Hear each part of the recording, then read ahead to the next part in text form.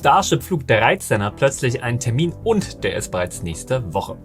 Was muss diesmal klappen, damit der Orbit endlich in Reichweite kommt? Blue Origin öffnet sich zum ersten Mal für fremdes Geld. Es geht um 10 Milliarden $. Und China zeigt das erste Foto vom Quasimond der Erde. Bereit zu staunen? Ich bin Mo, das ist Senkrechtstarter. Der erste ernstzunehmende Termin, frühestens in der Nacht auf Mittwoch um 0:45 Uhr unserer Zeit. Da soll Starship in der Starbase zu Flug 13 abheben. Die US-Flugaufsichtsbehörde FAA führt den 14. Juli bereits als Primärtermin in einer offiziellen Luftraumankündigung. Eine Bestätigung von SpaceX selbst, die steht noch aus. Der Termin kann also noch rutschen, ich würde auch schwer davon ausgehen. Aber die Richtung ist klar, es geht um Tage, nicht mehr um Monate. Kurzer Recap, Flug 13 ist der zweite Flug der neuen V3-Generation. Beim Debüt der V3-Generation am 22. Mai, da erreichte das Schiff trotz eines ausgefallenen Vakuumraptors beinahe seine Zielbahn. Der Booster dagegen, der bekam seine Triebwerke für das Brems- und Rückflugmanöver nicht richtig wieder gezündet und schlug hart im Golf auf. Die FAA, die stufte das als Zwischenfall ein und verlangte eine formelle Untersuchung, bevor dann Starship wieder fliegen darf. Die Hardware für den nächsten Anlauf, die ist fast durch. Die Oberstufe Ship 40, die hat ihren 60 Sekunden Standschub mit allen 6 Raptoren bestanden. Das war unser Thema der letzten Woche. Booster 20 hat seine Cryo-Kampagne abgeschlossen, inklusive einer vollen Betankung, bei der der Treibstoff rund 3 Stunden dann in den Tanks blieb und danach wurden alle 33 Raptor montiert. Der große Standschub mit allen 30 Triebwerken am Booster, der war zuletzt der letzte offene Posten vor dem Stapeln. Was ist diesmal anders? Auf dem Papier wenig und genau das ist der Plan. SpaceX-Präsidentin Gwynne Shotwell bestätigte bei CNBC, Flug 13 wird eine bewusste Wiederholung von Flug 12. Das Kernziel ist die eine Sache, die der V3 noch fehlt, die Wiederzündung eines Raptors im All. Auf Flug 12 verhinderte der Triebwerksausfall genau diesen Test. Dazu soll der Booster diesmal sein Rückflugmanöver sauber fliegen und kontrolliert dann im Golf wassern. Kein Fang am Turm, erst die Systeme absichern. Ja, und damit zur Frage vom Anfang, warum hängt an diesem Flug so viel? Shotwell sagt es selbst, noch ein suborbitaler Schuss, dann hofft sie bei Flug 14 auf den ersten Versuch einer echten Orbital-Injection. 12 Testflüge hat Starship bisher absolviert, alle suborbital. Klappen Wiederzündung und Boostermanöver jetzt, ist der Weg zum ersten Orbit dann frei. Und es wartet bereits die nächste Ausbaustufe der Infrastruktur. In Florida ist die Starship-Rampe am Launchkomplex 39A nur noch wenige Monate von der Betriebsbereitschaft entfernt. Die riesige Gigabay-Fertigungshalle in Florida, die steht im Rohbau und mit SLC 37A, das ist in Cape Canaveral, da entsteht schon die 4. Rampe. Booster 22 und Ship 42 werden bereits gestapelt. Laufen Flug 13 und 14 perfekt, könnte dieses Duo Ende des Jahres in Florida stehen. Der Markt, der wartet längst. Vor 10 Jahren, da rief kaum ein Kunde nach so einer Rakete. Inzwischen designen Satellitenbauer ihre Plattformen gezielt für Starship-Auswurfsmechanismen, bei den flachen Satelliten wie aus einem Pass-Dispenser einzeln herausgeschoben werden. Pro Start passen 60 der großen Starlink V3 hinein, auf einer Falcon 9 nur 27 der kleinen V2s. Das macht fast die 24-fache Bandbreite pro Flug. Mein Eindruck: liefert Flug 13 die Wiederzündung, wird aus dem Dauertest endlich ein Arbeitstier.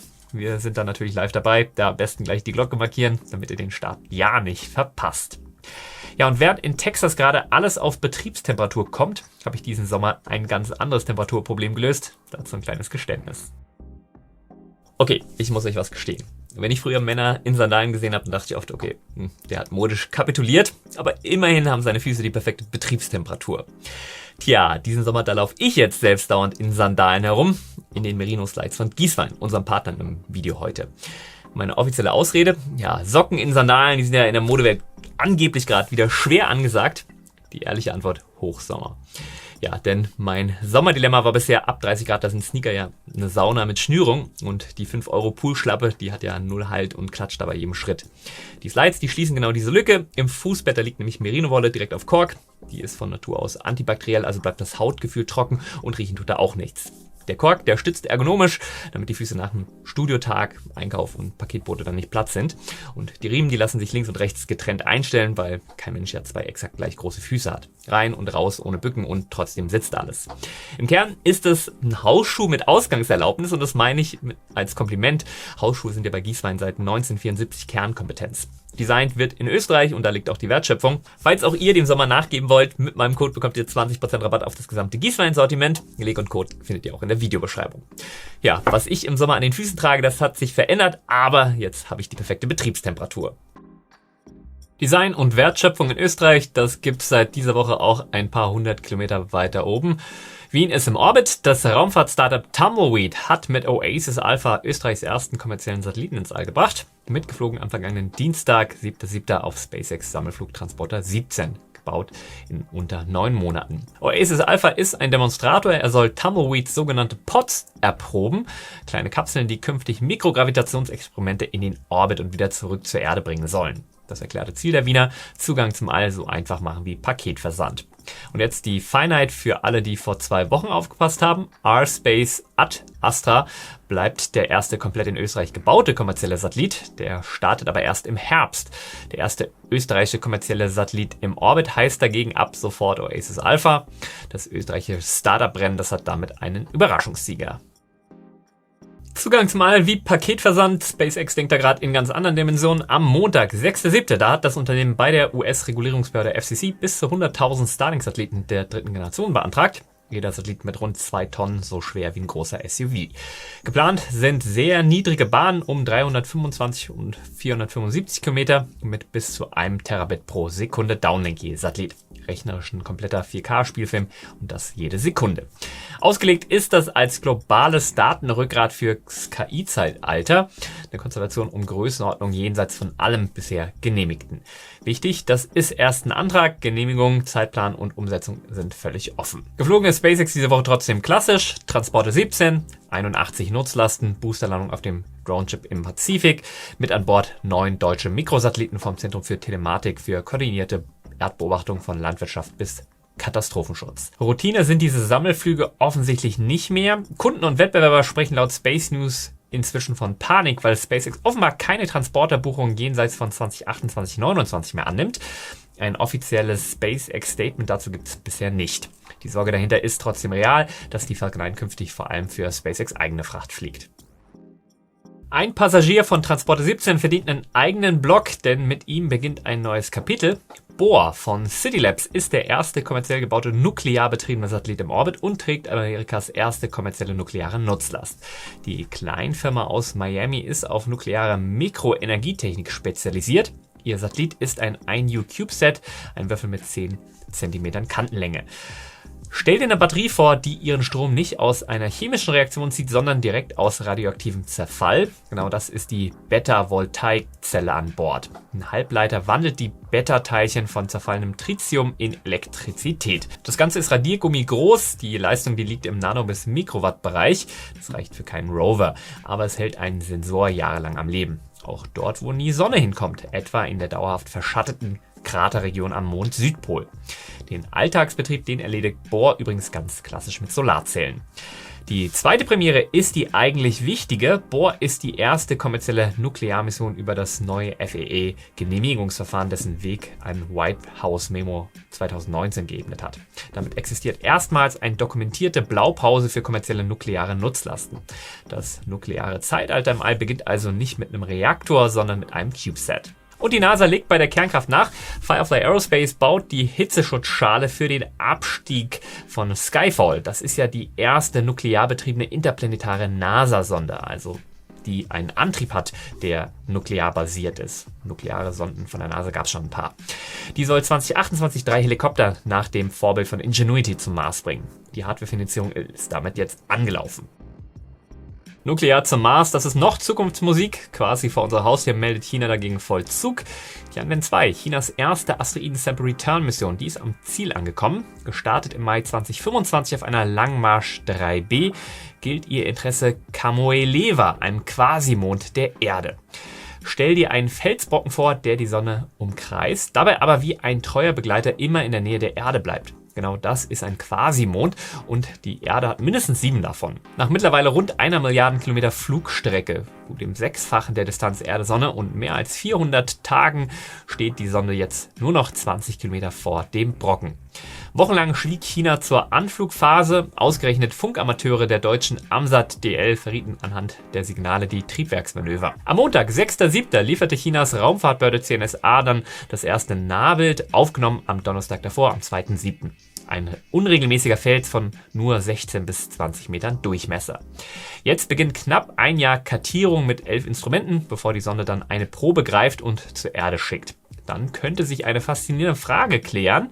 Eine Studie in Nature Astronomy legt nahe, dass Kamoelewa ein herausgeschlagenes Stück unseres eigenen Mondes ist, abgesprengt von einem gewaltigen Einschlag vor 1 bis 10 Millionen Jahren. Die Übernahmewelle in der Raumfahrt, die rollt weiter. Der kanadische Raumfahrtkonzern MDA Space, der kauft 70% der französischen CLS für 567 Millionen Euro in bar. Kurz zur Einordnung, denn ich glaube, CLS kennt kaum jemand. Die sind seit 40 Jahren im Geschäft, beschäftigen 1200 Menschen und analysieren Erdbeobachtungsradar- und Ozeandaten, zuletzt mit 203 Millionen Euro Jahresumsatz. Die französische Raumfahrtagentur CNES bleibt mit 30% an Bord. Für MDA ist es der zweite Zukauf binnen Wochen. Den 620 Millionen Dollar Kauf von Blue Canyon und Rocket Labs parallel laufender 8 Milliarden Deal Iridium hatten wir ja in der letzten Woche. Das Ziel der Kanadier ist eine vertikal integrierte Plattform für KI-gestützte Datenanalyse. Der Abschluss ist allerdings erst für Ende 2026 oder Anfang 2027 geplant. Bis dahin bleibt das ein Plan auf Papier. MDA sitzt in Kanada und genau dorthin zieht es jetzt auch ein deutsches Raketenstartup. ESA Aerospace hat am vergangenen Dienstag, 7.7. mit dem Betreiber Maritime Launch Services einen Vertrag für einen eigenen Spectrum-Startkomplex am Spaceport Nova Scotia bei Kenzo unterzeichnet. Die Kondition 3,75 Millionen US-Dollar pro Quartal über 10 Jahre, aufs Jahrzehnt gerechnet 150 Millionen Euro. Plus 2 5-Jahres-Optionen und 30 Monats Gebührenerlässe. Erster Start ist dann von dort für 2028 angepeilt. Das Pikante, der Deal, der ist politisch verzahnt mit dem deutschen U-Boot-Geschäft für Kanadas Marine. ESA ist Teil des Industriepakets von ThyssenKrupp Marine Systems und Kanada hat die Deutschen am Montag, 6.7. als bevorzugten U-Boot-Lieferanten ausgewählt. Von mir ehrliche Einordnung, das ist ein Vertrag, kein Spatenstich und Spectrum hat den Orbit ja noch nicht erreicht bisher. Der Erstflug, der endete ja von einem Jahr nach einer halben Minute. Der zweite Versuch, da warten wir ja immer noch auf ein neues Datum.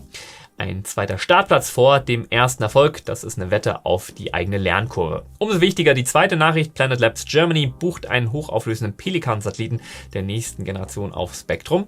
Start dann frühestens Ende 2026 ab Andoya. Weitere Satelliten sind geplant. Der erste deutsche Satellit auf einer deutschen Rakete, die komplett deutsche Mission, auf die die Szene dann wartet. Nur hängt Ende 2026 vollständig an Spectrums Rückkehr zum Flug. Kill on Time auf Deutsch sozusagen.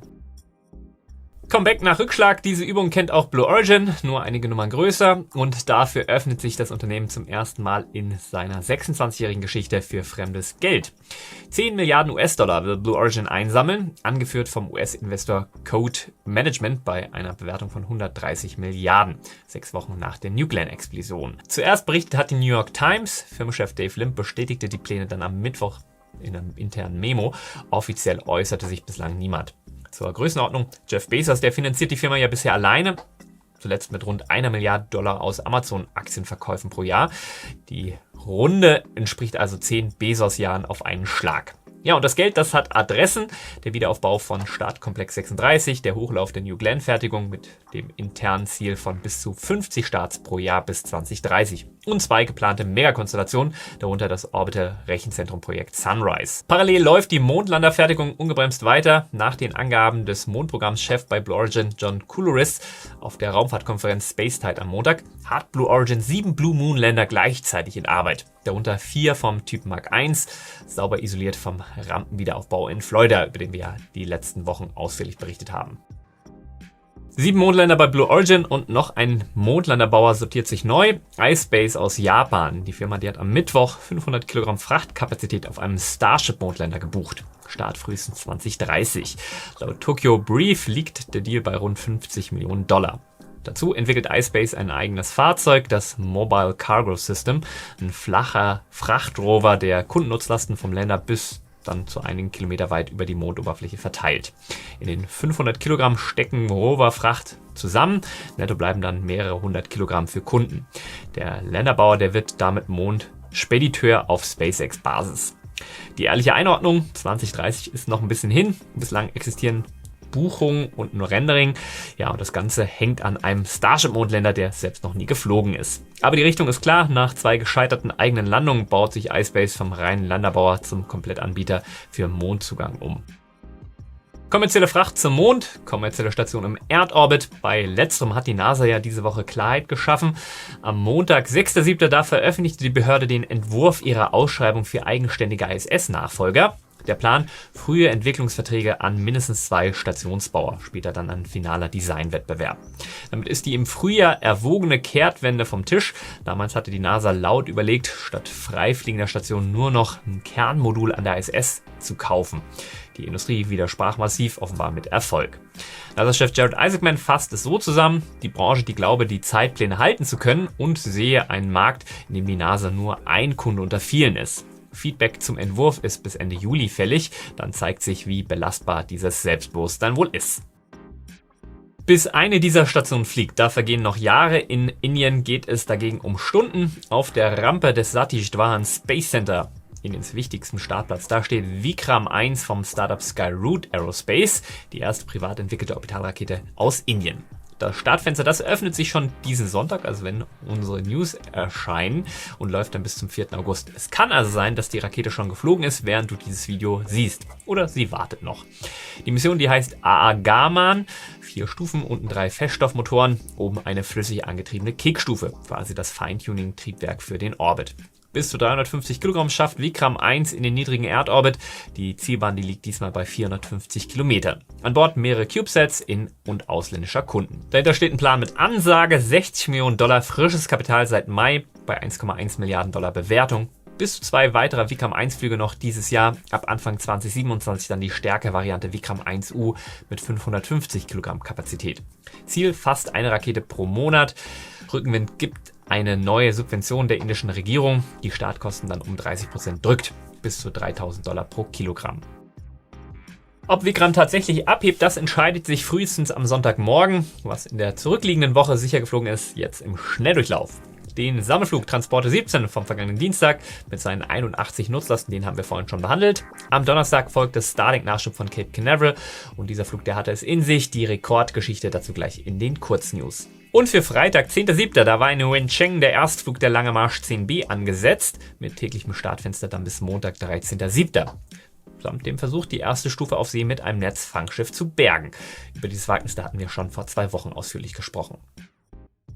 Jetzt aber die versprochene Rekordgeschichte und der Rest der Woche in aller Kürze. Eine Falcon 9 ist am Donnerstag zum 36. Mal geflogen, oder zumindest der Booster, neuer Rekord in Sachen Wiederverwendung. An Bord des Starts von Cape Canaveral war der 29 Starlink-Satelliten. Die Swift-Rettung ist im Orbit. Catalyst-Roboter Link erreichte am vergangenen Freitag nach 2 Wetterabbrüchen auf der letzten Pegasus XL die Umlaufbahn und hat sich gemeldet.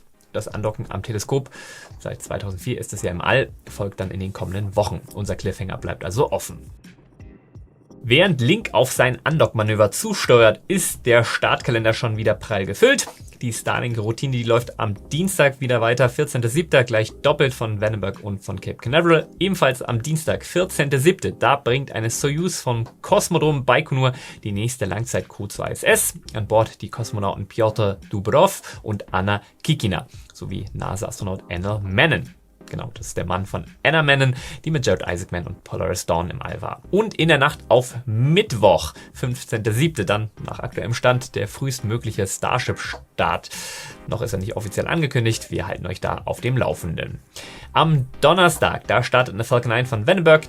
Und zwar mit der nächsten Tranche des militärischen Datennetzes der US Space Force, die über Laserverbindungen untereinander weltweit Militärdaten mit minimaler Verzögerung verteilen soll. Am Freitag, 17.07., da testet eine Elektron von Rocklab mit LOXSAT-1 erstmals ein komplettes Managementsystem für tiefkalten flüssigen Sauerstoff im Orbit, Grundlagentechnik für künftige Tankdepots im All, entwickelt vom US-Startup Eta Space im Auftrag der NASA. Ja, und am selben Freitag, da hebt aus Wencheng eine Lange Marsch 7A mit einer nicht näher bekannten Nutzlast ab. Es brummt in der Raumfahrt. SpaceX beantragt 100.000 neue Starlink-Satelliten. Blue Origin öffnet sich erstmals für fremde Milliarden. Und Chinas Tianwen 2 parkt am Quasimond der Erde. Und es geht direkt weiter. Kommende Woche steht dann Starship Flug 13 an.